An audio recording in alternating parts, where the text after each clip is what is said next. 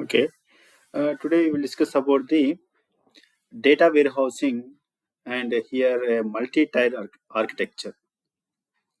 Here we are discussing about the three-tier architecture, and this three-tier architecture provide a structured framework for managing, storing, and analyzing large volumes of data efficiently, and also ensuring that data-driven decision making across an organization. Here we discuss this three-tier architecture. Here each tier in the architecture plays a specific role to achieve the purpose of data warehousing. So here we see this is an three-tier architecture.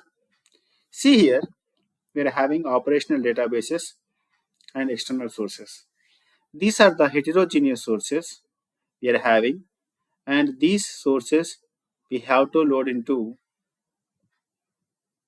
stage area by using the ETL tool. Here ETL tool nothing but it is an extract, clean, means it, and transform and load. So here extract, transform, load is called as ETL. So the tools are we are having Informatica, most probably all companies are using, and some more we are having that ETL tools. We will discuss these ETL tools in the coming slides. And also after that, transforming the data, we have to store into the data warehouse. Whereas data warehouse contains a structured data. What type of data? It contains structured data, and this whatever the transformations, how the table structures and everything will be stored in the metadata repository. Here metadata repository is nothing but data about the data, means whatever the data we are storing about the data, means which transformations we are using, log files and the table structure and everything will store in the metadata repository. Whereas this monitoring and administration look how the data warehouse is working, and the things we'll see by using the monitoring and administration. After that data warehouse storing, we have to divide each individual departments by using the data marts. Here data marts are nothing but these are subset of data warehouses, and it contains a functional departmental data. By using these, we can connect to OLAP servers. We can connect from data marts, or we can connect from OLAP servers. Here, this thing is called as bottom tier, and this is a middle tier. These are the OLAP servers, means these are online analytical processing servers. Here, we use ROLAP, MOLAP, HOLAP operations to store the data and to retrieve the data. And also here, after the OLAP servers, we are having a top tier architecture, which is nothing but query report, analysis, and data mining. This is about the three-tier architecture of the data warehouse. Here we see this example here. Here we contain heterogeneous sources, that is like our DBMS, applications, SAP, and file systems. These are all online transaction processes. So we can get the data, and we have to extract this data, or we have to pump the data into the a staging area. From there onwards, we will send the data into the our enterprise data warehouse. Here we are having two types of ETLs, that is on premises, and second thing is cloud. On premises servers we are having, which is contains large type of volumes, and also we pay, this is the maintenance for this online on premises servers is more compared to cloud services. Here cloud services we can use that are pay as you go, and also this is for we have to pay previously, means whenever we install that on premises, So we pay on that time. And more thing is, we have to these transformation data we store into the on-premises servers in the Oracle or MS SQL, Teradata, and Netezza. Whereas cloud servers, we are having Snowflake, AWS Redshift, Azure, and Google BigQuery. So these are contains structured, semi-structured, and unstructured data, whereas these contain structured and semi-structured data. From there onwards, we have to send the data into data marts.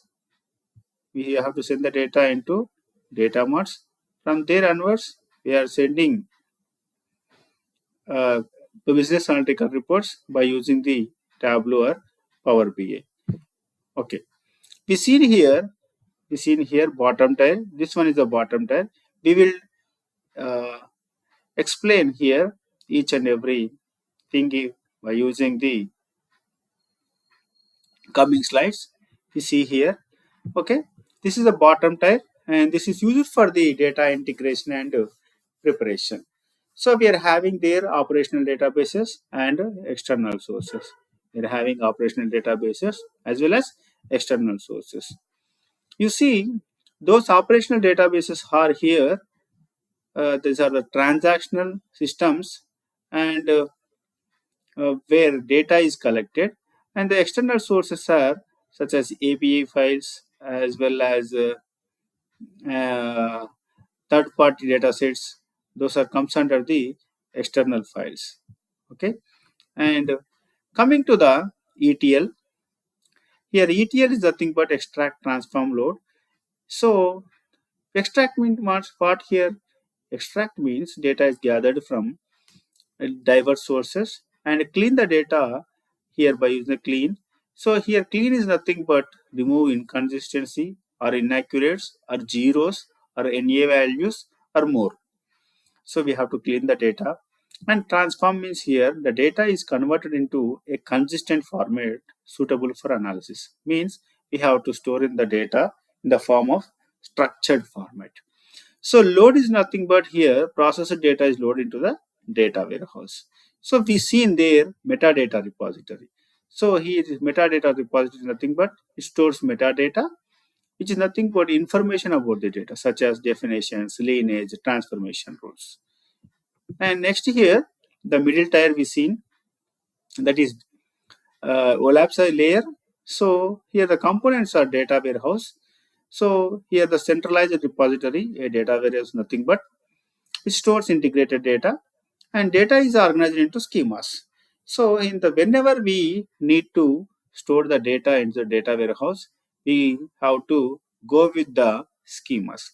Those schemas is called as star schema, snowflake schema, and fact constellation schema or galaxy schema. So here we are having data marts, that is smaller size, which are subset of the data warehouse and which are used for the specific business units. Example we take here sales and marketing. So we see OLAP servers, which is nothing but online analytical processing. Here OLAP is nothing but which is a multidimensional data cube and which are used for efficient analysis as well as the fast queries. These OLAP servers having the operations means we have to get the data by using these operations. Those are slicing, dicing, roll up, drill down, and drill through. That is nothing but in-depth data exploration. We are having their administration and monitoring. So these are administration and monitoring ensure that a data warehouse runs efficiently and handles updates and monitors the performance. And we see the top tier. The top tier is query reporting tools we are having, analysis tools we are having, and data mining tools also we are having. So what is the use of those? We see one by one. That query reporting tools allow users to query the warehouse and generate a structured reports. By using the query reporting tools, we can generate structured report. As we go with the analysis tools, here it enables visualizations like graphs and dashboards to identify the trends and patterns. So these analysis tools are used for the how the trend is going and which patterns are forming, we have to go with the analysis tools. Whereas data mining tools perform advanced analytics like predictive modeling and clustering. So this is about the top tier. The flow of operations we see, it is coming from the operational databases and external sources. After that, we use the ETL and we go with the data warehouse. Whereas middle tier, we are having multi-dimensional structures, that is OLAP cubes. For efficient query and analysis, we are having the top tier. In the top tier, access the users through tools for reporting, analysis, and visualization. This is the three-tier architecture of the data warehouse. Okay, we see next things about the data warehouse in the coming slides. This is sufficient for today. Thank you very much. Please subscribe and like for the data warehouse and Informatica IICS classes. Thank you.